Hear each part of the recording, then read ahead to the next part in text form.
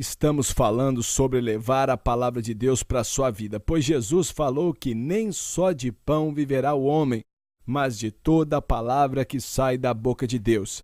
Então, Corey, estamos falando de 3 maneiras, né, que mencionamos. Certo. Ler a palavra, ouvir a palavra e meditar na palavra. E Certo. agora, vamos entrar no mais profundo, nessas últimas 2 coisas que queremos mencionar, talvez seja onde as pessoas mais sofrem. Primeiro é memorizar a palavra de Deus. O salmista diz: tua palavra escondi em meu coração para não pecar contra ti.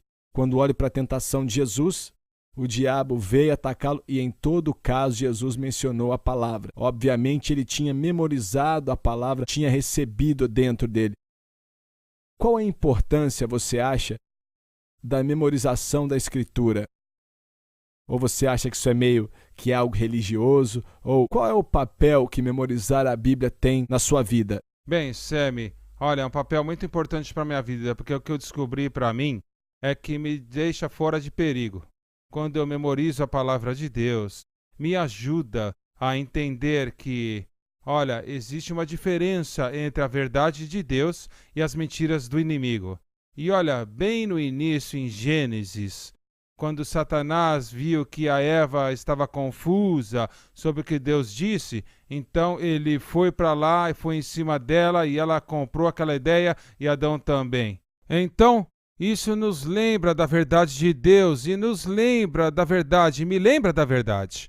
E me ajuda a ver, pera um pouquinho, o diabo está mentindo para mim. Filipenses 1:6, onde Paulo diz, sendo confidentes que aquele que começou a boa obra em você será fiel para terminá-la. Há momentos que eu sinto assim, eu estou todo triste, cabisbaixo. Peraí, a verdade. Estais confiantes, aquele que começou a boa obra em mim, Jesus vai continuar. Verdade. E para mim, quando me converti, ninguém me ensinou isso, né? Eu e outros rapazes nos uníamos, começávamos a orar juntos para ler a palavra e começamos, quando eu me converti, a memorizar passagens. E eu só entendi depois o quanto aquilo me ajudou, porque anos depois, isso foi no meio de 1960, quando aceitei a Jesus, em 1970 comecei a entrar em países comunistas e nunca vou esquecer de chegar até a fronteira, na Romênia, e quando chegamos na fronteira, os guardas chegaram, pegaram nossas malas, procuraram nas malas e confiscaram nossas Bíblias. Olha, estávamos entrando ali para ministrar, para pregar, então nós não tínhamos Bíblias, e agora? E era a única coisa que os comunistas estavam bravos, né, com aquilo e queriam manter aquilo fora do país. Certo. Era a palavra de Deus. Então, o que aconteceu foi que todas as passagens que eu tinha memorizado de muitos anos, eu tinha em meu coração, então pude me levantar e pregar a palavra de Deus. E Deus simplesmente usou aquilo. E o que eu descobri foi que, naqueles países, a Bíblia era tão importante, memorizar as Escrituras. Algumas pessoas que trabalharam comigo, que eram discípulos mais jovens, tinham memorizado os livros inteiros da Bíblia. E eu fiquei maravilhado com aquilo. E tínhamos um grupo de jovens que cantava e viajava conosco. E para estar no grupo de louvor, tinham que memorizar o livro de Tiago, o livro de 1 Pedro e 1 João. Certo. E parte da apresentação musical deles é que cantavam muito bem, mas aí mencionavam um capítulo da Bíblia e depois outro capítulo. E quando falavam a palavra, Deus movia naquele lugar. Então, memorizar passagens bíblicas é muito importante. E tem uma 5ª categoria, que é estudar a palavra de Deus. Agora, qual é a diferença entre estudar todas as outras coisas? Estamos falando de ler a palavra. Qual é a diferença entre ler a palavra e estudar a palavra? Me explique, por favor. Bem, quando você lê a palavra, você pode olhar para isso como um momento devocional ou algo naquele momento que pode te dar um encorajamento para aquele momento. Mas quando você estuda a palavra, na verdade você está olhando para o texto que foi escrito e você está pensando, sabe, para quem que foi esta mensagem, quando que foi escrita. E então você está olhando para o significado da mensagem. E aí você também está olhando como que esta mensagem é aplicável para hoje, na minha vida.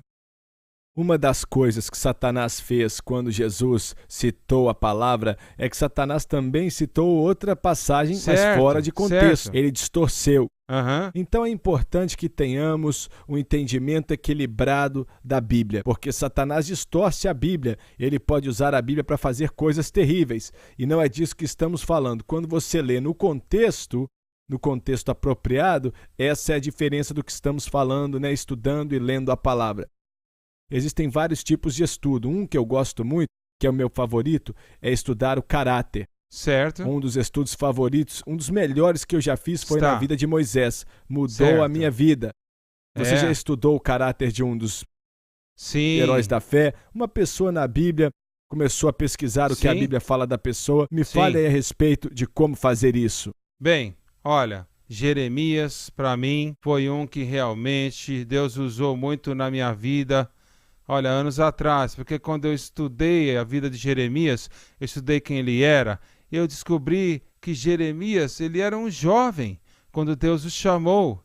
E quando você lê em Jeremias capítulo 1, Deus disse assim, sabe? Antes de eu te formar, eu te conhecia. E Jeremias falou, mas eu sou apenas um rapaz jovem. Sim. E Deus falou assim, não diga isto, sabe? E Deus pegou Jeremias quando eu estava estudando esse caráter, né? E ele era conhecido como o profeta chorão. Bem, Jeremias tinha um coração muito manso, mas Deus o chamou e o separou para uma missão, olha, para levar uma mensagem ousada para o povo do Reino do Sul que se rebelou contra Deus. E Jeremias, à medida que você estuda o caráter de quem Jeremias era, você vê a sua capacidade de não desistir e prosseguir, mesmo que ele sofria às vezes, mas quando você lê Jeremias, você vê que ele nunca convenceu ninguém para ir das trevas para a luz. Mas ainda assim, ele nunca desistiu e ele cumpriu exatamente o que Deus tinha pedido para ele fazer. Então você estava buscando como foi que Jeremias resolveu esse problema com o ministério que ele tinha. Então, quando você fez esse estudo, você meio que tirou coisas de sua vida. Então, quando você estuda talvez um livro da Bíblia e você está lendo o contexto, vendo aonde está o fluir, então isso é um estudo de um livro. Há um estudo de um caráter que você pega uma pessoa. Eu vi Moisés, né? Procurei em todos os lugares na Bíblia, Novo Testamento e Antigo Testamento, que falavam de Moisés. E vi o que Moisés era. Talvez o estudo de uma palavra também. Certo. E você fala, o que essa palavra quer dizer?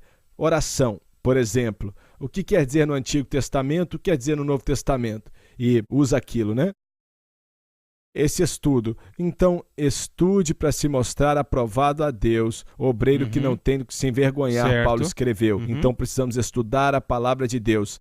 Dessas 5 coisas, existe uma última coisa que acho que posso dizer que temos que aplicar, né? Certo. Porque, olha, eu vejo pessoas pegarem a palavra de Deus e ficarem orgulhosos.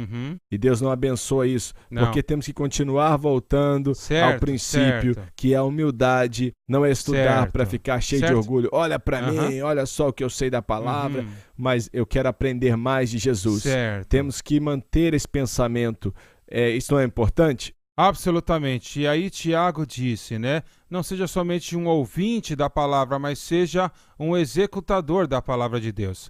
Olha, a maioria das pessoas hoje, eles estudam a palavra de Deus, não é eu preciso aprender algo mais, eu preciso começar a fazer o que eu já sei, que eu tenho que fazer. Verdade. Olha, deixa eu dar uma ilustração aqui. Meus dedos representam a forma como pegamos a palavra. Escuta a palavra, leia a palavra, medite na palavra. Memorizar a palavra, estudar a palavra. Então, estamos segurando a palavra. Certo. Mas a palma da mão é a aplicação.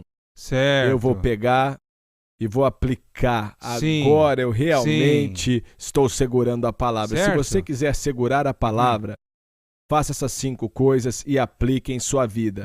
E você vai crescer Sim. na imagem de Jesus Cristo.